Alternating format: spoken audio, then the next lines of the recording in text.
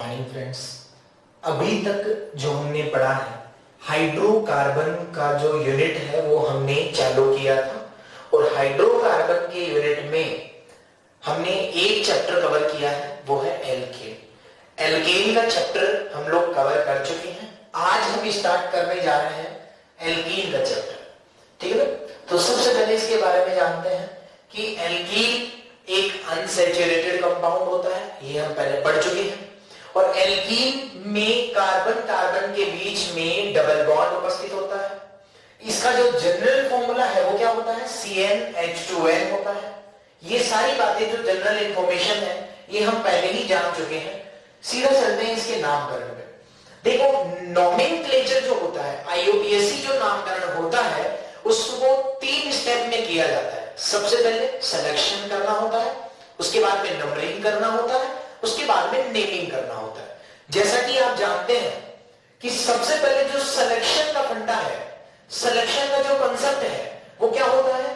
Functional group, उसके बाद में मल्टीपल बॉन्ड, उसके बाद में नंबर ऑफ कार्बन, उसके बाद में सब्स्टिट्यूएंट प्रतिस्थापी। तो सबसे पहले इसमें सिलेक्शन करें तो इसमें देखो क्रियात्मक समूह तो होगा नहीं, क्योंकि हम एल्कीन की बात कर रहे हैं। तो क्रियात्मक समूह के जस्ट बाद में क्या आता है? Multiple bond. यानी इस मल्टीपल बॉन्ड को तो सिलेक्शन में लेना ही है। अब इसको सिलेक्शन में लेते हुए आप सीधे भी जा सकते हो, इधर भी जा सकते हो, तो बात तो एक ही है। क्योंकि सिलेक्शन के जस्ट जो सिलेक्शन में मल्टीपल बॉन्ड है, मल्टीपल बॉन्ड के जस्ट बाद में क्या आता है? Number of carbon. तो क्या वो सेम आ रहा है? देखो 1 2 3 4 और इधर भी 3 और 4, यानी नंबर ऑफ कार्बन भी सेम है। नंबर ऑफ कार्बन भी सेम हो तो फिर आगे क्या चेक करते हैं? सब्स्टिट्यूएंट। तो सब्स्टिट्यूएंट भी सेम है, इधर का करो तो भी एक ही आएगा, इधर का करो तो भी एक ही आएगा। तो इसका मतलब इन दोनों में से किसी का भी सिलेक्शन कर लो। तो ये हो गया सिलेक्शन। अब बात करते हैं नंबरिंग की। तो नंबरिंग आपको पता है कि मल्टीपल बॉन्ड से ही मैंने किया है। अब इसका नाम लिखते हैं। तो नामकरण में सबसे पहले 2 डिग्री प्रीफिक्स लिखा जाता है। अब 2 डिग्री प्रीफिक्स में क्या इसमें कोई प्रतिस्थापी है? यस। कहां पे है बताओ? मिथाइल का कितने नंबर पे है? 3 नंबर। तो सबसे पहले हो जाएगा 3 मिथाइल। ये किसका नाम लिखा है मैंने? सब्स्टिट्यूएंट का, जो कहां पे आता है? 2 डिग्री प्रीफिक्स में। उसके बाद में 1 डिग्री प्रीफिक्स का यहां यूज कभी नहीं होगा। बोलो क्यों? क्योंकि एल्कीन है, साइक्लिक तो है। ठीक है। उसके बाद में रूट वर्ड कितने हैं? 4 कार्बन। 4 कार्बन को क्या बोल देंगे? ब्यूट। एल्केन एल्कीन अल्काइन तो 1 नंबर पे आ गया डबल बॉन्ड, तो 1 और लास्ट में जो 2 डिग्री सफिक्स आता है उसमें क्रियात्मक समूह है, तो सफिक्स कुछ होगा। क्वेश्चन नंबर 2 देखें। इसमें भी देखो सिलेक्शन में सीडी चेन का हो गया। नंबरिंग बताओ, कहीं से भी कर लो, क्योंकि दोनों में से कहीं से भी करोगे तो 1 नंबर पे ही आपको मल्टीपल बॉन्ड डबल बॉन्ड मिलने वाला है। तो यहां पे मैंने इधर से किया 1 2 3 4। क्या आपको ये पता है कि जब किसी कंपाउंड में 2 या 2 से ज्यादा डबल बॉन्ड आ जाए या 2 या 2 से ज्यादा ट्रिपल बॉन्ड आ जाए तो उस केस में रूट वर्ड के बाद में क्या लगाते हैं? एक स्पेशल वर्ड लगाते हैं जो ए होता है। ब्यूटा तो उसको क्या बना देते हैं? ब्यूटा। पेंटा तो क्या बना देंगे? पेंटा। तो यहाँ पे 4 कार्बन है तो रूट वर्ड क्या हो जाएगा? ब्यूट। लेकिन ब्यूट नहीं, यहाँ पे क्या आएगा? ब्यूटा। और 1 नंबर और 3 नंबर पोजीशन पे क्या है? Double bond. तो 1 3 डाई। डाई क्यों साहब? क्योंकि 2 बार आ रहा है, तो डाई। और कौन आ रहा है 2 बार? ईन। तो ये आ गया डाई ईन। तो ब्यूटा 1 3 डाई ईन इसका IUPAC नाम हो जाएगा। अब इसमें देखें, सिलेक्शन में तो आपने सीडी चेन का सिलेक्शन किया। अब करते हैं इसका नाम, नंबरिंग करना है इसमें। तो नंबरिंग के लिए सबसे पहले क्या चेक करते हैं? फंक्शनल ग्रुप, जो इसमें नहीं। उसके जस्ट बाद में लिखना है मल्टीपल बॉन्ड। तो देखो इधर 1 नंबर पे मल्टीपल बॉन्ड आ रहा है और इधर कितने नंबर पे आ रहा है? 1 2 3 पे आ रहा है। तो मल्टीपल बॉन्ड जहां से नजदीक मिले उधर से आपको क्या करनी होती है? नंबरिंग करनी होती है। तो ये आ गया 1 2 3 4 5 और ये 6। किसी के दिमाग में आ रहा होगा कि सर यहाँ तो देखो 2 मिथाइल आ रहे हैं, इधर तो 1 ही आ रहा है। तो आपने ये पहले पढ़ लिया है कि मल्टीपल बॉन्ड और सब्स्टिट्यूएंट में बहुबंधित और प्रतिस्थापी में ज्यादा वरीयता किसको दी जाती है? बहुबंध को दी जाती है। ठीक है ना? तो यहाँ पे ये नंबरिंग हो गया। नंबरिंग के जस्ट बाद में नामकरण लिखना है इसका। तो नेमिंग में क्या करोगे? 2 नंबर पे 5 नंबर पे कितने हैं? 2। अच्छा, कितनी बार मिथाइल आए हैं? 3 बार। तो क्या यूज करोगे? ट्राई। कौन है 3 बार? मिथाइल। तो ये तो गया 2 डिग्री प्रीफिक्स जो आता है प्रतिस्थापी। उसके बाद में 1 डिग्री प्रीफिक्स होगा नहीं, क्योंकि साइक्लो है नहीं। रूट वर्ड में 6 कार्बन है तो क्या हो जाएगा? हेक्स। अच्छा इसमें हेक्स आएगा या हेक्स आएगा? बोलो, इसमें हेक्स आएगा। बोलो क्यों? क्योंकि 2 या 2 से ज्यादा डबल बॉन्ड आ जाए तो ए लगा देते हैं, सीधी सी बात। अब यहां पे बताना 1 नंबर पे और 3 नंबर पे, 1 नंबर पे और 3 नंबर पे 2 बार डबल बॉन्ड है तो क्या हो जाएगा? डाई ईन। ठीक है, चलो एक सवाल और लेते हैं। इसमें सबसे पहले सिलेक्शन करो, तो सिलेक्शन के लिए तो ये सीधी चीज होगी क्योंकि इसमें दो मल्टीपल बॉन्ड भी दिख रहे हैं।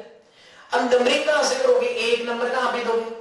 तो देखो सबसे पहले फंक्शनल ग्रुप इसमें है नहीं, देन मल्टीपल बॉन्ड, इधर 1 नंबर पे मल्टीपल बॉन्ड है और इधर कितने नंबर पे है? 2 नंबर पे। तो कहां से करोगे? जहां से 1 नंबर पे है।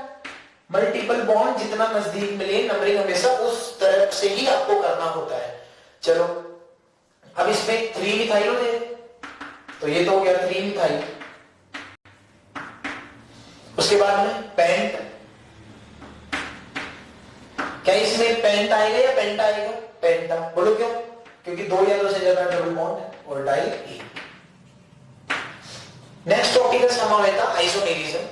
क्या है जरा सुनो। क्या आपने ये पढ़ा कि आइसोमेरिज्म जो टॉपिक है, आइसोमर होने के लिए, आइसोमेरिज्म के लिए 2 कंपाउंड्स के बीच का रिलेशन होता है और किन्हीं 2 कंपाउंड, उन्हीं 2 कंपाउंड्स के बीच का रिलेशन होता है जिनमें मॉलिक्यूलर वेट इक्वल होता है। ठीक है ना, मॉलिक्यूलर वेट इक्वल होना चाहिए, इसके लिए कंडीशन है। सबसे पहले स्टार्ट करते हैं श्रृंखला समावेत चेन आइसोमेरिज्म, इसको CI बोलते हैं शॉर्ट फॉर्म में। ठीक है ना, चेन आइसोमेरिज्म। ये मैंने आपको एल्केन जब पढ़ा था उसमें भी मैंने बताया था इसकी कंडीशन क्या है कि या तो पेरेंट चेन जनक श्रृंखला या प्रतिस्थापी श्रृंखला, इनकी दोनों में से किसी भी एक की साइज में डिफरेंस होना चाहिए। या तो पेरेंट चेन या जो साइड चेन होती है, सब्सिट्यूएंट्री चेन होती है, उनमें से किसी में भी यदि उनकी साइज में डिफरेंस है तो हम कहेंगे कि वो दोनों कंपाउंड्स चेन आइसोमर्स कहलाएंगे। ठीक है ना, या उनमें चेन आइसोमेरिज्म का रिलेशन होगा। नेक्स्ट है स्थिति समावेता पोजीशन आइसोमेरिज्म। पोजीशन आइसोमेरिज्म को PI बोलते हैं एक्चुअली। पोजीशन आइसोमेरिज्म की भी एक कंडीशन है, क्या है कि या तो डबल बॉन्ड या जो सब्स्टिट्यूएंट है उन दोनों में से किसी एक की भी यदि स्थिति में बदलाव हो गया, दोनों में से किसी एक की भी पोजीशन डिफरेंस हो गई, तो हम कहेंगे कि उन दोनों में पोजीशन आइसोमेरिज्म का रिलेशन होगा और वे आपस में पोजीशन आइसोमर्स कहलाते हैं। ठीक है ना, एक सवाल मैंने यहां लिया है, आप देखें इसमें इसका जो नाम आएगा वो आएगा 1 2 3 4। आपको तो पता है कि डबल बॉन्ड की तरफ से नंबरिंग की जाएगी, तो इसका नाम हो जाएगा ब्यूट 1E। इसमें जो नंबरिंग होगी वो यहां से होगी क्योंकि 1 नंबर पे डबल बॉन्ड अवेलेबल है। इसका नाम आएगा 2 मिथाइल प्रोप 1E। तो आप बताएं क्या इन दोनों में चेन आइसोमेरिज्म का रिलेशन होगा या पोजीशन आइसोमेरिज्म का रिलेशन होगा? आप देखिए इसमें 4 कार्बन की पेरेंट चेन है और इसमें केवल 3 कार्बन की पेरेंट चेन है। तो जब किन्हीं 2 कंपाउंड्स के बीच में मॉलिक्यूलर फॉर्मूला सेम हो, आप चेक करें दोनों का जो मॉलिक्यूलर वेट है वो बिल्कुल इक्वल आएगा, लेकिन इन दोनों में एक डिफरेंस है कि इसमें पेरेंट चेन 4 कार्बन की है जनक श्रृंखला और उसमें केवल 3 कार्बन की है, तो हम कहेंगे कि ये जो दोनों कंपाउंड है ये चेन आइसोमर के एग्जाम्पल होंगे। नेक्स्ट क्वेश्चन नंबर 2, इसमें आप देखें यहां से नंबरिंग होगी। बोलो क्यों? 1 नंबर पे मल्टीपल बॉन्ड आ रहा है, 2 3 4। इसका नाम आएगा ब्यूट 1E और इसमें जो नाम आएगा इसका वो आएगा ब्यूट 2E। तो ब्यूट 1 और ब्यूट 2 में केवल क्या इसमें कोई पेरेंट चेन या साइड चेन की साइज में डिफरेंस है? नहीं, दोनों में ही कार्बन की जो श्रृंखला है वो 4 कार्बन की उपस्थित है। तो हम कहेंगे कि अब आपको चेक करना है क्या इसमें कोई डबल बॉन्ड या इसमें कोई प्रतिस्थापी की स्थिति में बदलाव किया गया?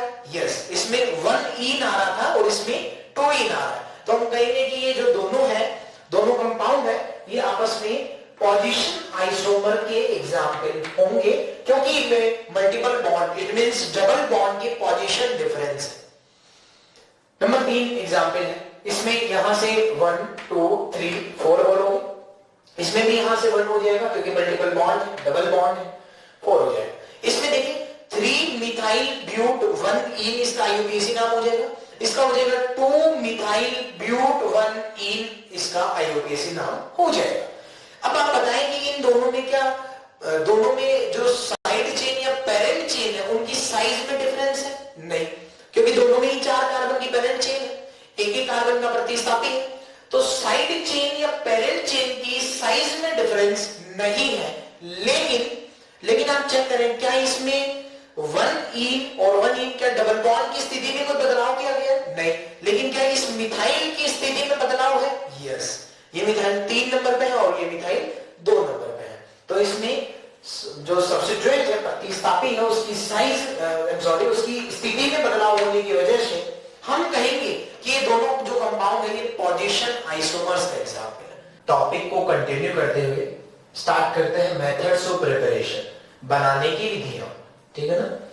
एल्कीन को बनाने की विधियों में सबसे पहले फ्रॉम एल्काइन, यानी कि एल्काइन से एल्कीन कैसे बनाया जा सकता है ये देखते हैं। तो आप देखिए, आपने एक रिएक्शन पढ़ा है एल्केन के चैप्टर में हाइड्रोजिनेशन के नाम से। मैंने आपको उस केस में बताया था कि अगर एल्काइन की रिएक्शन हाइड्रोजिनेशन करवाएं अगर एल्काइन का, तो आपने देखा था कि एल्केन डायरेक्ट प्रोडक्ट आपको बनाना होता है, उस रिएक्शन को एल्कीन में ला करके रोकना नहीं होता है। जैसे कि अगर एल्काइन की रिएक्शन H2 निकेल पेरिडिनम प्लेटिनम के साथ में करवाई जाए तो पहले ये एल्कीन बना देगा सेम एडिशन करके, ठीक है ना, हाइड्रोजन ऐड करके।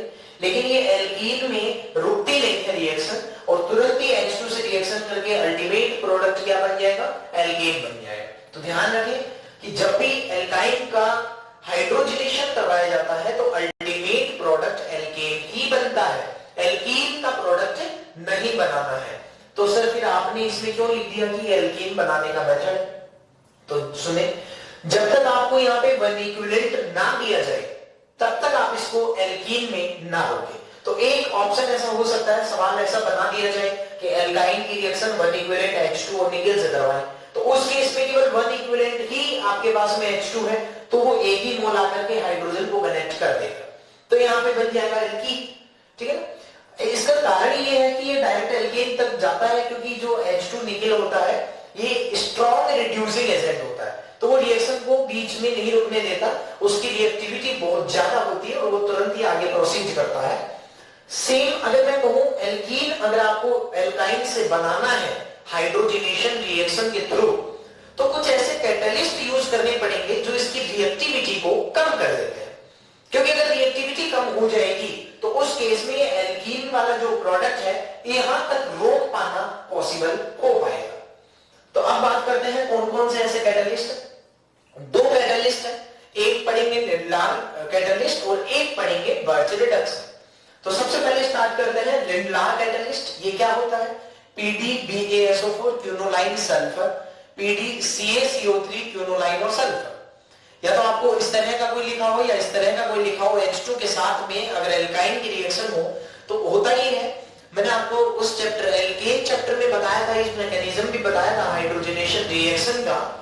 तो मैंने आपको बताया था कि ये सरफेस की रिएक्शन होती है, जो निकेल पेरिडिनम प्लेटिनम होते हैं ये पाउडर फॉर्म में लिया जाता है, और जो एल्काइन होता है या एल्कीन अगर आप स्टार्टिंग मटेरियल लेते हो तो वो सबसे पहले सरफेस पे आकर के चिपक जाता है, फिर ऊपर से H2 आता है और H2 आकर के वो 4 मेंबर साइक्लिक ट्रांजिशन स्टेट बनाता है, और 4 मेंबर साइक्लिक ट्रांजिशन स्टेट बना के फिर वो प्रोडक्ट का फॉर्मेशन करता है। लेकिन आप ध्यान दें कि जो निकेल पेरिडिनम प्लेटिनम होता है ये सरफेस की होने वाली रिएक्शन है। तो अगर आपने कोई ऐसा कैटलिस्ट यूज किया जो सरफेस पे जो एक्टिव साइट होती है, अगर वो उस एक्टिव साइट पे जाकर के बैठ जाए तो रिएक्टिविटी को कम किया जा सकता है। जैसे कि जो BaSO4 होता है, क्यूनोलाइन होता है, सल्फर होता है, ये पॉइजन की तरह काम करते हैं। इसका मतलब ये है कि जो निकेल पेरिडिनम प्लेटिनम की एक्टिव साइट होती है पाउडर फॉर्म पे, ये वहां जाकर के बैठ जाता है, ये वहां जाकर के सरफेस एरिया कवर कर लेते हैं, जिससे रिएक्टिविटी में कमी आती है और फाइनली जो एल्काइन से एल्केन की रिएक्शन जारी थी वो एल्कीन तक ही रुक पाती है और हम कहते हैं कि एल्कीन जो है ये बना है। तो आप जरा देखें एल्काइन की रिएक्शन अगर पेरिडिनम H2 BaSO4 के साथ में करवाए जाए, जो कि क्या है लिंडलार कैटलिस्ट है, तो ये क्या करता है एल्काइन को एल्कीन में ला करके रोक देगा। लेकिन ये मैंने आपको पहले ही बता रखा है कि ये पेरिडिनम जो है वो सरफेस कि रिएक्शन होने वाली है, क्योंकि ये पाउडर फॉर्म में होता है, तो यहाँ पे कौन सा एडिशन होगा? सेम एडिशन होगा। और सेम एडिशन के थ्रू जो यहाँ पे दोनों हाइड्रोजन है वो सेम डायरेक्शन से आएंगे, और जैसे ही दोनों हाइड्रोजन सेम डायरेक्शन से आएंगे तो जो एल्काइल ग्रुप है वो सेम डायरेक्शन में हो जाएगी। तो हम कहेंगे कि सेम ग्रुप सेम साइड होते हैं तो उसको क्या बोला जाता है? सिस बोला जाता है। और अगर सेम ग्रुप अपोजिट साइड में होते हैं तो उसको क्या बोलते हो? ट्रांस बोलते हो। ठीक है ना? एक सवाल है, क्या एल्कीन की रिएक्शन अगर आपको H2PDBaSO4 से करवाने को कहे तो आपका क्या विचार है? क्या इसमें एल्केन का प्रोडक्ट बनेगा या ये रिएक्शन ही नहीं होगी? तो मैं कहूंगा कि ये रिएक्शन नहीं होती है, क्योंकि अभी तो आपने पढ़ा है कि एल्कीन इसमें बनता है, तो अगर ये एल्कीन से ही रिएक्शन करता तो क्या एल्कीन बनाता या और उसके आगे रिएक्शन कर लेता? रिएक्शन कर लेता। तो हम कहेंगे कि चाहे नॉन टर्मिनल एल्कीन हो चाहे टर्मिनल एल्कीन हो, दोनों के साथ ही ये रिएक्शन नहीं करता। ठीक है? और अगर एल्काइन दिया हो तो आप दोनों हाइड्रोजन है सेम डायरेक्शन में करें और एल्कीन का प्रोडक्ट बना दें। ठीक है? नेक्स्ट है बर्च रिडक्शन। इसका रिएजेंट क्या है?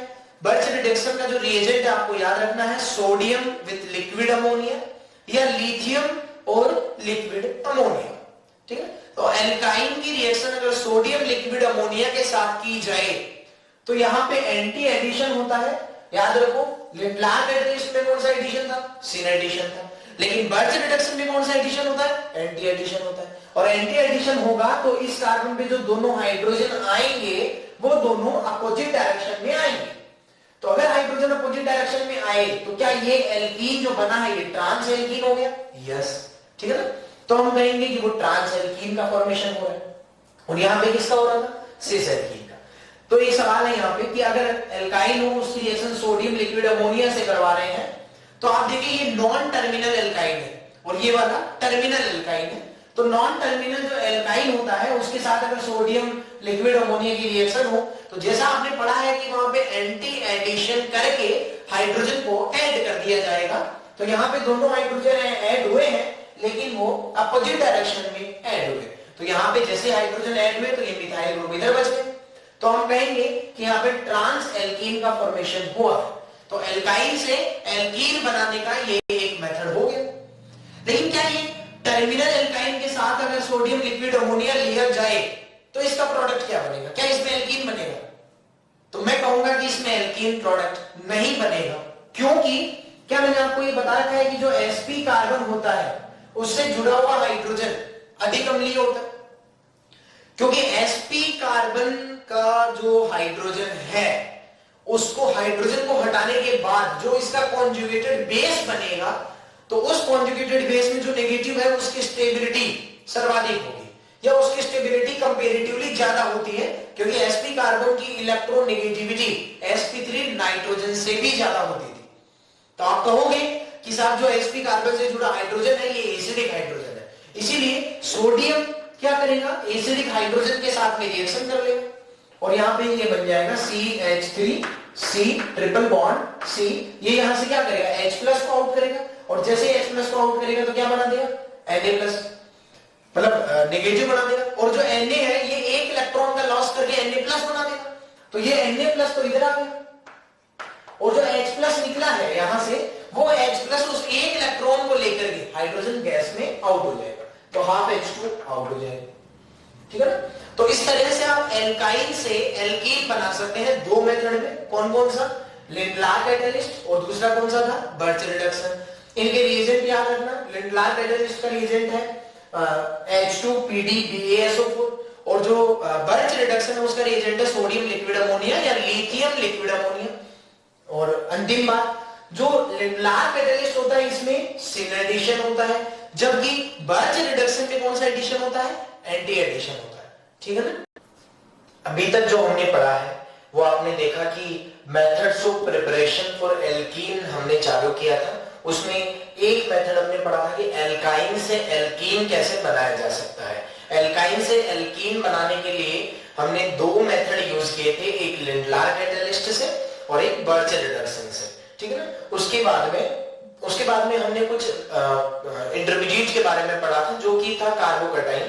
कार्बोकटाइन की क्या क्या प्रॉपर्टीज है, उसका बेसिक इंफॉर्मेशन क्या होता है, ठीक है ना, कैसे वो बनता है, उसका शेप क्या है, उसका हाइब्रिडेशन क्या है, उसका स्ट्रक्चर क्या है, ठीक है ना, उसमें इलेक्ट्रॉन्स, नंबर ऑफ इलेक्ट्रॉन कितने हैं, वो एक इलेक्ट्रोफाइल है। तो बहुत सी प्रॉपर्टीज के बारे में हमने जाना था। उसके बाद में ये भी देखा था कि जो कार्बोकेटाइन होता है वो अपनी स्टेबिलिटी को बढ़ाने के लिए रीअरेंजमेंट भी करता है। कैसे कैसे रीअरेंजमेंट करता है, कौन कौन सी वहां शिफ्टिंग होती है, ठीक है ना, वो हमने सीखा। उसके बाद में एक टॉपिक और था रिंग एक्सपेंशन और रिंग कॉन्ट्रैक्शन का। वो भी आपने देखा कि रिंग एक्सपेंशन होने के लिए, रिंग के अल्फा कार्बन पे, जो रिंग के जस्ट बाहर वाला अल्फा कार्बन होगा उस पे पॉजिटिव चार्ज होना चाहिए। लेकिन अगर आपको रिंग कॉन्ट्रैक्शन करवाना है तो उसके दौरान क्या होना चाहिए, रिंग के अंदर ही पॉजिटिव चार्ज होना चाहिए, ठीक है। उसके बाद में अब वापस से आते हैं मेथड्स ऑफ प्रिपरेशन में। जो दूसरा मेथड होगा फ्रॉम एल्काइल हैलाइड, ठीक है। एल्काइल हैलाइड से आप कैसे प्राप्त कर सकते हैं एल्कीन को, हम जरा देखते हैं। रिएक्शन है डीहाइड्रोहेलोजिनेशन। देखो मैंने आपको पहले ही बताया था कि एक नंबर 1 की जो रिएक्शन आपने अभी तक पढ़ा है उसमें था हाइड्रोजिनेशन। हाइड्रोजिनेशन का मतलब होता है H2 को ऐड करना। H2 को ऐड कर रहे हो, इट इज हाइड्रोजिनेशन। और अगर H2 आउट हो रहा है तो उसको बोलते हैं डीहाइड्रोजिनेशन रिएक्शन। और अगर किसी रिएक्शन में HH ऐड हो रहा है तो उस रिएक्शन को बोलते हैं हाइड्रोहेलोजिनेशन। अगर किसी रिएक्शन में HH जुड़ रहा है तो उसको बोलते हैं हाइड्रोहेलोजिनेशन। और अगर किसी रिएक्शन में HX आउट हो रहा है तो उसको बोलते हैं डीहाइड्रोहेलोजिनेशन रिएक्शन। तो हम वही पढ़ने जा रहे हैं डीहाइड्रोहेलोजिनेशन। इसका मतलब होता है HX का बाहर निकलना, रिमूवल ऑफ HX, ठीक है ना। It is known as dehydrohalogenation reaction. क्या रिएक्शन है कि अगर कोई एल्काइल क्लोराइड या एल्काइल ब्रोमाइड है या कोई भी एल्काइल हैलाइड है, उसकी रिएजेंट उसके रिएक्शन किसी ऐसे रिएजेंट से करें जो मैंने यहाँ लिखे हैं इंफॉर्मेशन के तौर पे। इनमें से कोई भी रिएजेंट हो, एल्कोहलिक KOH के साथ में हीटिंग हो या एल्कोहलिक NaOH के साथ में हीटिंग हो, RO- के साथ में हीटिंग हो या अमोनिया के साथ में हीटिंग हो। अमोनिया भी हो सकता है 1 degree amine, 2 degree amine, 3 degree amine के साथ में हीटिंग हो, या अल्कोहल KOH के साथ में हीटिंग हो। तो इनमें से कोई भी ऐसा रिएजेंट हो या कोई स्ट्रॉन्ग बेस हो उसके साथ में हीटिंग हो, तो अगर इनमें से कोई भी एक रिएजेंट आपको यहाँ दिया जाए और उसकी रिएक्शन अगर एल्काइल हैलाइड से करवाई जाए तो यहाँ पे हो जाता है डीहाइड्रोहेलोजिनेशन।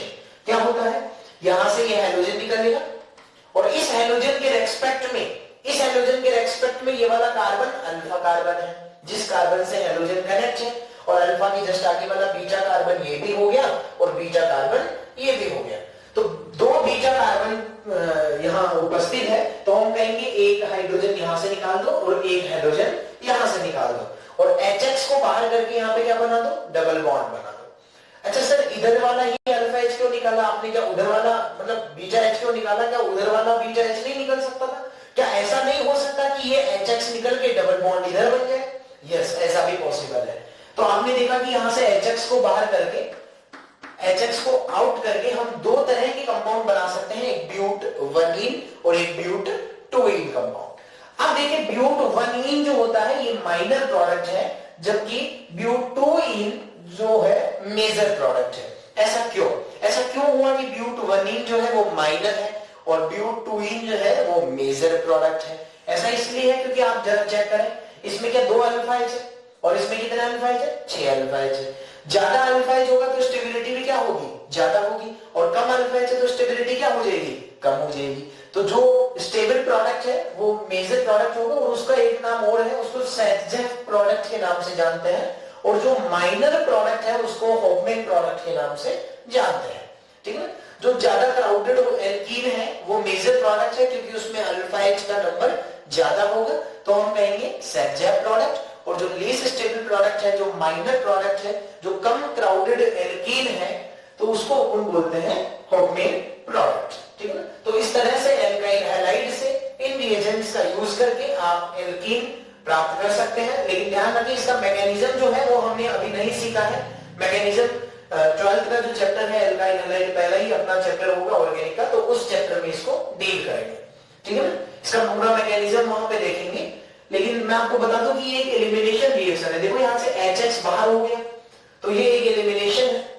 इसको डीहाइड्रोहेलोजिनेशन भी बोलते हैं और इसको आप एलिमिनेशन रिएक्शन भी बोल सकते हैं, ठीक है ना। और एलिमिनेशन होने के साथ में बुक्स में केवल इसको बीटा एलिमिनेशन के नाम से भी जानते हैं, ठीक है ना, बीटा एलिमिनेशन, क्योंकि हाइड्रोजन को तो निकलना ही है, तो बीटा कार्बन से हाइड्रोजन निकलता है, इसलिए बीटा एलिमिनेशन भी इसको बोलते हैं, ठीक है ना।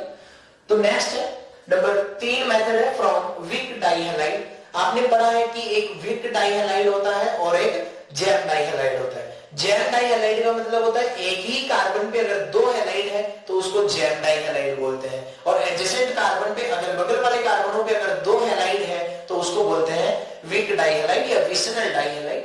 तो विसिनल डाइहैलाइड से भी हम एल्कीन बना सकते हैं, और इस तरह का जो एल्कीन बनेगा इस रिएक्शन को डीहैलोजिनेशन के नाम से जानते हैं। देखो हैलोजिनेशन का मतलब होता है X2 ऐड करना, और डीहैलोजिनेशन का मतलब हो जाएगा X2 को आउट करना। तो डीहैलोजिनेशन का मतलब होता है X2 को आउट करना, और डाई डीहैलोजिनेशन का मतलब होता है हैलोजेंस को आउट करना, ठीक है ना। तीसरी रिएक्शन स्टार्ट करते हैं फ्रॉम विक डाइहैलाइड। देखो 2 तरह के डाइहैलाइड आपने जनरली पढ़ा होगा, एक होता है विक डाइहैलाइड और एक होता है जैम डाइहैलाइड। जैम डाइहैलाइड का मतलब होता है एक ही कार्बन पे यदि 2 हैलोजन लगे हैं तो उसको जैम डाइहैलाइड बोलते हैं, और विसिनल डाइहैलाइड का मतलब होता है जो एडजेसेंट कार्बनों पे 2 हैलोजन लगे होते हैं तो उनको बोलते हैं विसिनल डाइहैलाइड। तो हम पढ़ने जा रहे हैं फ्रॉम विक डाइहैलाइड कि विक डाइहैलाइड से विसिनल डाइहैलाइड से एल्कीन को कैसे प्राप्त किया जा सकता है।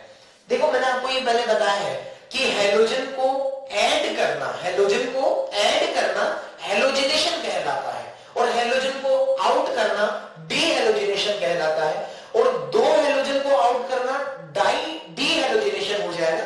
तो इस रिएक्शन को डाई डीहैलोजिनेशन भी बोलते हैं। इसका मतलब है कि 2 हैलोजन ग्रुप यहां से आउट होंगे, ठीक है ना। चलो रिएक्शन क्या है कि ये विक डाइहैलाइड है, एडजेसेंट कार्बनों पे 2 हैलोजन लगे हैं, और इसकी रिएक्शन Na के साथ एसीटोन दिया हो या इसकी रिएक्शन Zn डस्ट के साथ हीट दिया हो, दोनों ही केसेस में यहाँ पे एल्कीन का फॉर्मेशन होता है। बोले तो ये आप डायरेक्ट करें तो ऐसे करें X2 को उड़ाओ डबल बॉन्ड बनाओ, ठीक है ना। लेकिन विक डाइहैलाइड की रिएक्शन Na एसीटोन के साथ हो या Zn डस्ट हीट के साथ हो तो एल्कीन ही प्रोडक्ट बनता है। मैकेनिज्म क्या है, दोनों का मैकेनिज्म बता दे रहा हूं कि अगर इस विक डाइहैलाइड की रिएक्शन Na एसीटोन के साथ की जाए, Na एसीटोन के साथ की जाए तो यहाँ पे जो Na प्लस और I माइनस होता है ना, I माइनस जो होता है वो स्ट्रॉन्ग बेस भी होता है। तो जो I माइनस है वो बेसिक कैरेक्टर के लिए क्या करेगा, यहाँ से इस X माइनस को ट्रैप करता है।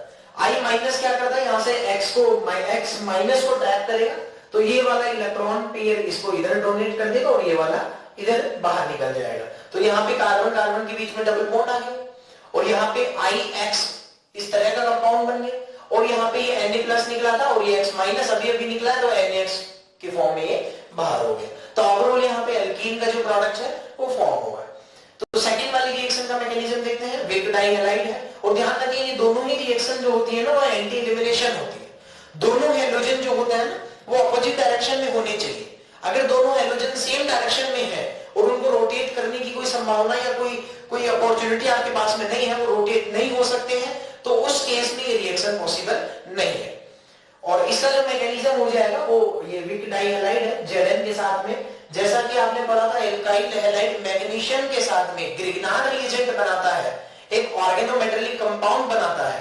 मैंने आपको बताया था कि ऑर्गेनोमेटेलिक कंपाउंड का मतलब होता है कि कार्बन की बॉन्डिंग अगर डायरेक्ट किसी मेटल से होती है तो वो ऑर्गेनोमेटेलिक कंपाउंड कहलाता है, कार्ब धात्विक यौगिक कहलाता है। ठीक वैसे ही Zn भी इसके साथ में बीच में इंसर्ट हो जाता है, और इंसर्ट होके ये भी RZnX बनाता है जो कि एक ऑर्गेनोमेटेलिक कंपाउंड है, कार्ब धात्विक यौगिक है, ठीक है ना। और यहाँ पे Zn प्लस होगा क्योंकि मेटल पे प्लस होना है और कार्बन पे नेगेटिव होना है, और फिर ये नेगेटिव इधर इलेक्ट्रॉन डोनेट करके इस X माइनस को आउट कर देता है, जिससे carbon double bond carbon alkene का फॉर्म हुआ और यहाँ पे ZnX2 बाहर हो जाएगा। तो इस तरह से आप विक डाइहैलाइड से भी आप एल्कीन प्राप्त कर सकते हैं। रिएक्शन सीक्वेंस में methods of preparation for alkene के टॉपिक में रिएक्शन नंबर 4 है डिहाइड्रेशन ऑफ अल्कोहल। बड़ी इंपॉर्टेंट रिएक्शन है एक्चुअली, यहां से एग्जाम में डायरेक्ट क्वेश्चंस भी आए हैं, ठीक है। तो डिहाइड्रेशन ऑफ अल्कोहल, डिहाइड्रेशन का मतलब क्या होता है? देखो हाइड्रेशन जो वर्ड है ना, हाइड्रेशन का मतलब होता है H2O को ऐड करना, और डिहाइड्रेशन का मतलब होता है H2O को आउट करना। तो removal of H2O are known as dehydration, ठीक है ना। तो जैसे कि ये कोई अल्कोहल है, तो अल्कोहल की रिएक्शन कॉन्सेंट्रेट H2SO4 के साथ में हो या कॉन्सेंट्रेट H3PO4 के साथ में हो, और इथेनॉल के साथ में 443 डिग्री केल्विन के आसपास का टेम्परेचर ले, तो यहाँ पे एल्कीन बन जाता है, ठीक है ना। तो इसका क्या मैकेनिज्म है, कैसे ये एल्कीन बना? अच्छा, इसका एक इंफॉर्मेशन डाटा भी है कि अगर यहाँ पे 413 डिग्री लिया जाए तो यहाँ ईथर प्रोडक्ट बनता है, ये एनसीईआरटी से लिया है मैंने। तो अगर 443 डिग्री हो तो यहाँ पे एल्कीन का प्रोडक्ट होता है। कैसे बना है इसका मैकेनिज्म देखते हैं, लॉ ऑफ। जैसे कि ये कोई अल्कोहल है, अल्कोहल देखो जो H2SO4 होता है और H3PO4 होता है, ये एक्चुअली H+ डोनर होते हैं, ये H+ प्रोवाइड करवाते हैं। और जैसे ही ये H+ आया, आपको तो पता है कि अल्कोहल एक न्यूक्लियोफाइल है। बोलो क्यों? क्योंकि अल्कोहल के पास में क्या अवेलेबल है? लॉन पेयर अवेलेबल है। और जो लॉन पेयर है ये एक न्यूक्लियोफाइल है, और जो H+ है वो इलेक्ट्रोफाइल है। ये मैंने आपको सिखा रखा है पहले कि इलेक्ट्रोफाइल न्यूक्लियोफाइल।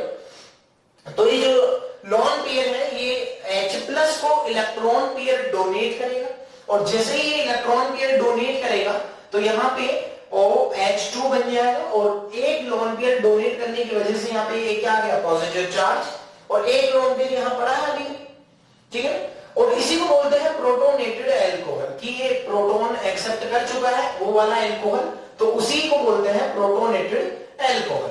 और अब ये प्रोटोनेटेड अल्कोहल में जो OH2+ है, यहां से ये H2 लीव करेगा, ठीक है ना। और जैसे ये H2 लीव करता है, अच्छा पहले वाला स्टेप बहुत ही फास्ट स्टेप है एक्चुअली, और सेकंड स्टेप जो होता है ये स्लो स्टेप है, और यही वाला स्टेप RDS भी है। You know RDS means rate determine step. जिस स्टेप से आप रेट को देखते हो वो स्टेप RDS कहलाता है, वेग निर्धारक पद भी बोलते हैं इसको। तो ये वाला स्लो स्टेप है। तो यहाँ पे क्या होगा, जैसे कि H2 निकलेगा, H2 के आउट होने के बाद यहाँ पे क्या बन जाएगा? कार्बोकेटाइन बन जाएगा। भाई पॉजिटिव चार्ज है तो 2 इलेक्ट्रॉन लेकर के ही तो निकलेगा ना, तभी तो H2 की फॉर्म में आउट होगा। और जैसे ये 2 इलेक्ट्रॉन लेके निकल गया तो वहां पे CH2+ बन गया, और ये जो कार्बोकेटाइन बना है ये रिएक्शन का इंटरमीडिएट है, ये मध्यवर्ती है। और हमने हमेशा से एक नारा कहा है, क्या? Stable the intermediate faster the reaction. जितना स्टेबल इंटरमीडिएट बनेगा रेट ऑफ रिएक्शन भी उतना ही ज्यादा होगा। तो आप बताओ, अगर ये 1 डिग्री कार्बोकेटाइन बने तो ज्यादा स्टेबल होगा या 3 डिग्री कार्बोकेटाइन ज्यादा स्टेबल होगा? तो जाहिर सी बात है कि 3 डिग्री कार्बोकेटाइन की स्टेबिलिटी ज्यादा होती है। तो अगर मैं कहूं कि डिहाइड्रेशन की जो रेट है वो 1 डिग्री अल्कोहल की ज्यादा होगी या 3 डिग्री अल्कोहल की ज्यादा होगी, तो यस आपका आंसर होगा 3 डिग्री अल्कोहल का जो डिहाइड्रेशन है वो फास्ट होता है एज कंपेयर टू 1 डिग्री, ठीक है। तो इसमें जो कार्बोकेटाइन है वो इंटरमीडिएट है, और यहाँ पे 3 डिग्री 2 डिग्री फिर 1 डिग्री, ये रेट ऑफ रिएक्शन का ऑर्डर होगा, rate of dehydration of alcohol वाली जो रिएक्शन है। और ध्यान रखिए कि जहां कहीं भी कोई रिएक्शन हो जिसमें कार्बोकेटाइन ऐसे इंटरमीडिएट बने, उस रिएक्शन में अगर वो कार्बोकेटाइन स्टेबिलिटी को बढ़ाने के लिए रीअरेंज हो सकता है तो वो कंफर्म है कि वो रीअरेंजमेंट करेगा, ठीक है ना। हमने ये पढ़ा है रीअरेंजमेंट, पहले ही पढ़ चुके हैं हम अभी, कि जो कार्बोकेटाइन होता है उसकी स्पेसिफिक प्रॉपर्टी होती है रीअरेंजमेंट करना, वो स्टेबिलिटी को इंक्रीज करने के लिए ये सब कांड करता है तमाम तरह के। और यहाँ पे तो पॉसिबल नहीं है तो मैंने रीअरेंजमेंट नहीं करवाया। अदरवाइज अगर कहीं ऐसा कार्बोकेटाइन बने जो रीअरेंज हो सकता है, ऐसा कोई कार्बोकेटाइन बने जिसमें हाइड्रोलाइट शिफ्ट हो सकता है, मिथाइल वगैरह, even ring expansion ring contraction ऐसा कुछ हो सकता है, तो बशर्ते वो आप करवाएं। और जब वो स्टेबल इंटरमीडिएट में कन्वर्ट हो जाएगा उसके बाद ही लास्ट वाला स्टेप आप उसमें ऐड करें। लास्ट स्टेप में क्या होगा, ये जो कार्बोकेटाइन बना है, ये जो इसका अल्फा H होगा, ये अल्फा H यहां से 2 इलेक्ट्रॉन देकर के आउट हो जाएगा, क्योंकि ये सभी जो है ना दोनों जो H+ डोनर होते हैं ये एज ए कैटलिस्ट काम में लिया जाता है। तो जो इन्होंने H+ दिया है फाइनली वो H+ वापस भी निकलेगा, और यहां से एक H+ और निकल जाएगा, और H+ निकलने के बाद में यहां पे क्या बन जाएगा? कार्बन डबल बॉन्ड कार्बन, वो एल्कीन का प्रोडक्ट हो गया। इसके कुछ की पॉइंट्स भी हैं कि जो इसका इंटरमीडिएट है, अभिक्रिया मध्यवर्ती है, वो कार्बोकेटाइन है, कार्बोकेटाइन इसका एज इंटरमीडिएट है और इट में रीअरेंज। अगर कार्बोकेटाइन कहीं बना है तो उसकी ये प्रॉपर्टी है कि वो रीअरेंजमेंट कर सकता है, ठीक है ना। और रेट ऑफ रिएक्शन जो होगा वो स्टेबिलिटी ऑफ कार्बोकेटाइन पे डिपेंड करेगा। जितना ज्यादा स्टेबिलिटी ऑफ कार्बोकेटाइन होगा रेट ऑफ रिएक्शन भी उतना ही ज्यादा होगा। और rate of dehydration of alcohol, तो उसका जो रेट ऑफ रिएक्शन का जो ऑर्डर आएगा वो आएगा 3 to 1, ठीक है ना। 3 डिग्री एल्कोहल जो वो बहुत ही फास्ट रिएक्शन करेगा as compare to 1 degree alcohol. इसकी कुछ एग्जांपल्स लेते हैं। तो आपको करना क्या है, यहां से OH को उड़ाना है, OH को उड़ा के यहां कार्बोकेटाइन बनाना है। और अगर वो कार्बोकेटाइन रीअरेंजमेंट कर सकता है तो बशर्ते उसमें आप रीअरेंजमेंट करवाएं। और रीअरेंजमेंट करवाने के बाद में जब वो रीअरेंज हो जाए तब उसके बाद में अल्फा हाइड्रोजन को निकाल के एल्कीन बना देंगे, ठीक है ना। तो इस तरह से आप प्रोडक्ट बना सकते हैं। एक सवाल लिया है मैंने यहाँ पे, ये 2-ब्यूटेनॉल है, two butanol on reaction with concentrate H2SO4। तो बताया आप जरा क्या बनेगा इसमें। तो सबसे पहले ये H+ चिपका देगा इसको, एल्कोहल को, प्रोटोनेटेड एल्कोहल बना देगा। फिर ये H2 के फॉर्म में उड़ेगा तो यहाँ कार्बोकेटाइन बनेगा। फिर ये कार्बोकेटाइन क्या रीअरेंजमेंट कर सकता है? नहीं कर सकता। भाई यहाँ जाएगा तो 2 डिग्री से 2 डिग्री से स्टेबल होगा ना। फिलहाल 5 अल्फा H है, उसके बाद भी 5 अल्फा H है, तो स्टेबिलिटी इंक्रीज नहीं करनी, ठीक है ना। अब यहाँ पे देखो ये जो पॉजिटिव चार्ज यहाँ बनेगा, मैं यहीं से आपको डायरेक्ट बता रहा हूँ, जो पॉजिटिव चार्ज यहाँ बनेगा इसके रेस्पेक्ट में अल्फा कार्बन इधर भी है और अल्फा कार्बन इधर भी है, और दोनों डिफरेंट टाइप के कार्बन है, ठीक है ना। तो अगर यहाँ से अल्फा H निकला तो डबल बॉन्ड यहाँ आएगा, और यहाँ से अल्फा H निकला तो डबल बॉन्ड यहाँ आएगा। यानी इसमें 2 प्रोडक्ट बनेंगे, बोलो। एक बनेगा ब्यूट-1ene प्लस एक बनेगा ब्यूट-2ene, which is more stable product. ब्यूट-2ene is more stable product। बताओ क्यों? क्योंकि वहां पे ज्यादा अल्फा H, वहां पे 6 अल्फा H है और यहाँ पे क्या है 2 अल्फा H। तो ज्यादा स्टेबल प्रोडक्ट है, वही वाला प्रोडक्ट मेजर होगा। तो यहाँ पे ये वाला जो प्रोडक्ट है ये मेजर है, ठीक है ना, और ये वाला जो प्रोडक्ट है ये माइनर है। अच्छा, आपको तो मालूम है कि जो माइनर प्रोडक्ट यहाँ बना इसको क्या बोलोगे? हॉफमैन प्रोडक्ट, और उसको क्या बोलोगे? सेटजर प्रोडक्ट, ठीक है ना। नेक्स्ट क्वेश्चन है, इस एल्कोहल में सबसे पहले आपने क्या करवाना है? प्रोटोनेशन करवा देना है। प्रोटोनेशन के थ्रू यहाँ क्या बन जाएगा? कार्बोकेटाइन बन जाएगा। मैं डायरेक्ट करूं क्या? यहाँ पे H+ आया, H2 बना, ऑक्सोनियम आइन बना, मतलब प्रोटोनेटेड एल्कोहल बना, H2 लीव कर गया, कार्बोकेटाइन बन गया। यहां तक आ गए आप सभी लोग। अब ये जो कार्बोकेटाइन बना है, क्या इस कार्बोकेटाइन में रीअरेंजमेंट हो सकता है? बताओ जरा। यस। क्या इस कार्बोकेटाइन का ये हाइड्रेट शिफ्ट हो जाएगा यहाँ से, और 2 डिग्री से ये 3 डिग्री में कन्वर्ट नहीं हो जाएगा? और जब ये 2 डिग्री से 3 डिग्री में कन्वर्ट हो गया, आप जरा देखें, 2 डिग्री से जब ये 3 डिग्री में कन्वर्ट हो गया, अब इसके पास में अल्फा H का 2 अपॉर्चुनिटी है, इधर से भी हो सकता है और इधर से भी हो सकता है। तो बताओ साहब कौन सा मेजर होगा? क्या यही वाला प्रोडक्ट मेजर होगा जो मैं बना रहा हूं? बोलो। और इसके साथ में एक और प्रोडक्ट बनेगा। देखो कि ऐसा भी तो हो सकता है ना कि इधर से ये निकल जाए।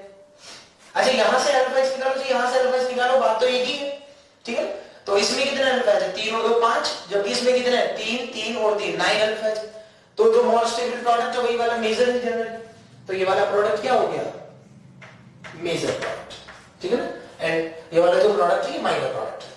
नेक्स्ट क्वेश्चन, आप देखिए इसमें सबसे पहले प्रोटोनेशन हो जाएगा। प्रोटोनेशन के उपरांत क्या होगा? यहाँ से H2 लीव कर जाएगा, H2 के आउट होने के बाद में यहाँ कार्बोकेटाइन बन जाएगा। फिर क्या ये जो बना कार्बोकेटाइन है, क्या ये रीअरेंजमेंट करेगा? यस और नो? बोलो, क्या ये जो कार्बोकेटाइन बना है क्या ये रीअरेंजमेंट करेगा कि नहीं करेगा? बोलो। देखो अभी फिलहाल जो ये कार्बोकेटाइन है, यहाँ पे जो पॉजिटिव है ये 2 डिग्री कार्बोकेटाइन है, बट अगर यहाँ से जो हाइड्रोजन है वो हाइड्रेट शिफ्ट करने के बाद में जो यहाँ पॉजिटिव आएगा वो 3 डिग्री कार्बोकेटाइन होगा। और आपको तो मालूम है कि ये रीअरेंजमेंट करेगा और 3 डिग्री कार्बोकेटाइन में कन्वर्ट हो जाएगा। मैं डायरेक्ट लिख रहा हूँ, आप नोट कर लेना इसको, ठीक है। अब यहाँ से बताओ साहब कितने प्रोडक्ट बन सकते हैं? क्या 2 तरह के एल्कीन पॉसिबल है? इधर से निकल जाए तो यहाँ बाहर की तरफ डबल बॉन्ड आएगा, एक्सोसाइक्लिक एल्कीन, एक एंडोसाइक्लिक एल्कीन। अब आपको ये बताना है कि कौन सी एल्कीन मेजर एल्कीन होगी और कौन सी एल्कीन माइनर एल्कीन होगी। बताओ साहब, आपको क्या करना है? अल्फा H तो काउंट करना है। इसमें कितना अल्फा H है? 2 और 2 4 अल्फा H। और उसमें कितना अल्फा H है? बोलो। देखो इसमें 3 तो यही हो गए और 2 यहां हो गए और 2 यहां हो गए, तो 7 अल्फा H इसमें है। अब बताओ साहब मेजर कौन? दिस इज मेजर, ठीक है। और ये वाला प्रोडक्ट क्या हो जाएगा? माइनर हो जाएगा। चलो एक और सवाल आपके लिए, बताओ भाई। सबसे पहले प्रोटोनेशन हो गया, H2O की फॉर्म में बाहर हो गया, यहाँ पे कार्बोकेटाइन बन गया। क्या यहाँ वाला जो कार्बोकेटाइन है ये 1 डिग्री से 3 डिग्री में आ जाएगा? बोलो, क्या 1 डिग्री कार्बोकेटाइन 3 डिग्री कार्बोकेटाइन में रीअरेंजमेंट कर लेगा, अपने आप को रीअरेंज कर लेगा, और रीअरेंज करने के बाद में जो बना कार्बोकेटाइन है वो मैं यहाँ लिख रहा हूं, क्या ये बन जाएगा इस तरह से? और अब क्या ये पहले वाली सिचुएशन नहीं बन गई? तो इसमें भी जो दो प्रोडक्ट बनेंगे उनमें से मेजर प्रोडक्ट कौन सा होगा? वही सेम। भाई ये तो पहले वाला सवाल ही तो हो गया ना, नहीं है समझना? यही वाला मेजर हो जाना। क्यों? 7 अल्फा एच। पहले वाला माइनर क्यों? क्योंकि इसमें 4 ही अल्फा एच है, तो लेस स्टेबल था, वो मोर स्टेबल था। ठीक है ना? एक सवाल हो रहा है आपके लिए है, बताओ। सबसे पहले प्रोटोनेशन हुआ, H2 लीव कर गया, H2 बाहर निकलने के बाद में यहाँ कार्बोकेटाइन बना। क्या ये जो कार्बोकेटाइन बना है क्या ये रिंग एक्सपेंशन कर लेगा? 5 मेंबर रिंग इसमें कन्वर्ट हो जाएगी 6 मेंबर रिंग में, और 4 वाली होती तो 5 मेंबर में। लेकिन ध्यान रखें कि रिंग एक्सपेंशन करने के लिए रिंग के बाहरी हिस्से में अल्फा कार्बन पे, रिंग के जस्ट बाहर वाला जो पड़ोसी कार्बन है उस कार्बन पे पॉजिटिव होना चाहिए, और रिंग कॉन्ट्रैक्शन होने के लिए रिंग के अंदर ही पॉजिटिव होना चाहिए। ठीक है ना? तो इसमें क्या हो जाएगा, ये H2 लीव कर गया प्रोटोनेशन के बाद में, फिर यहाँ कार्बोकेटाइन बन गया। फिर क्या ये कार्बोकेटाइन रिंग एक्सपेंशन करके 6 मेंबर में कन्वर्ट हो जाएगा? आप लोग कॉपी में करके देखिए, मैं डायरेक्ट लिख रहा हूं। ठीक है ना? तो क्या ये इस तरह का एक कंपाउंड बना देगा 6 मेंबर वाली रिंग, और अब इसमें जब H+ बाहर हो जाएगा तो ये बन जाएगा साइक्लोहेक्सीन। ठीक है ना? तो इस तरह से होता है डिहाइड्रेशन ऑफ एल्कोहल।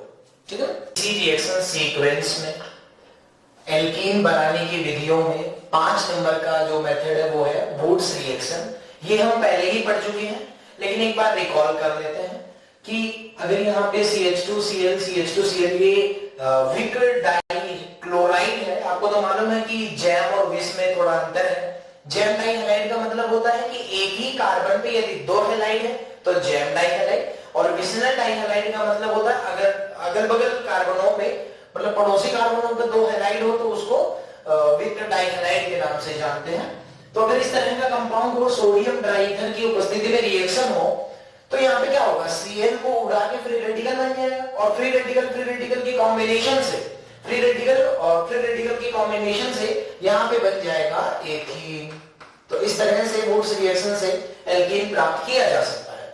नेक्स्ट है कॉल्ब्रीज इलेक्ट्रोलाइटिक सिंथेसिस। कॉल्ब्री इलेक्ट्रोलाइटिक सिंथेसिस में क्या होता है, यहाँ पे जो COONA है, यहाँ भी जो COONA है, यहाँ से क्या होगा, COONA से यहाँ पे ये CO2 रिलीज हो जाएगी और फ्री रेडिकल का फॉर्मेशन हो जाएगा, और फ्री रेडिकल के कॉम्बिनेशन से क्या बन जाएगा, फ्री रेडिकल के कॉम्बिनेशन से यहाँ पे एल्कीन बन जाएगा, और यहाँ भी जो प्रोडक्ट है वो एथीन ही बनेगा।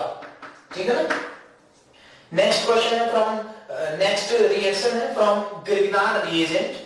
कि ग्रिग्नार्ड रिएजेंट से मैंने आपको बताया था जब जीआर की रिएक्शन में बता रहा था आपको, RMGX एल्काइल मैग्नीशियम हैलाइड इसको बोलते हैं ग्रिग्नार्ड को। तो इसकी रिएक्शन से जो एसिडिक H वाले कंपाउंड से इसकी जो रिएक्शन होती थी, एसिड बेस रिएक्शन, उससे alkene, alkyne, benzene, even alkane, आप सभी तरह के हाइड्रोकार्बन का फॉर्मेशन कर सकते हैं। ठीक है? और यहाँ पे आप देखें H2 से ये H+ ले लेगा और यहाँ से H2 बना देगा, MgClOH आउट हो जाएगा सॉल्ट बना के। तो ये क्या बन जाएगा, ये बन जाएगा CH double bond CH2 plus MgCl then OH। Number 8 जो मेथड है वो है डी कार्बोक्सिलेशन। याद है आपको डी कार्बोक्सिलेशन का मतलब क्या होता था, removal of D carboxylation. D carboxylation का मतलब होता है CO2 को उड़ाना, रिमूवल ऑफ CO2, इसी को बोलते हैं डी कार्बोक्सिलेशन। 2 तरह से डी कार्बोक्सिलेशन किया जाता था, एक सोडालाइन से और एक हीटिंग से। ठीक है ना? तो अगर कोई इस तरह का कार्बोक्सिलिक एसिड लिया जाए, ठीक है ना, इस तरह का कोई कार्बोक्सिलिक एसिड लिया जाए और उसको रिएक्शन NaOH प्लस CaO से की जाए, NaOH प्लस CaO से, जिसको सोडालाइन रिएजेंट भी बोलते हैं, इसके साथ अगर इसको हीट करें तो ये CO2 को आउट करके यहाँ पे हाइड्रोजन को चिपका देगा, और इसका जो प्रोडक्ट है वो बन जाएगा एक alkene plus CO2 is out. ठीक है ना? तो ये कंप्लीट होते हैं methods of preparation for alkane का टॉपिक। तो अब नेक्स्ट टॉपिक स्टार्ट करेंगे इसकी कुछ फिजिकल प्रॉपर्टीज के साथ।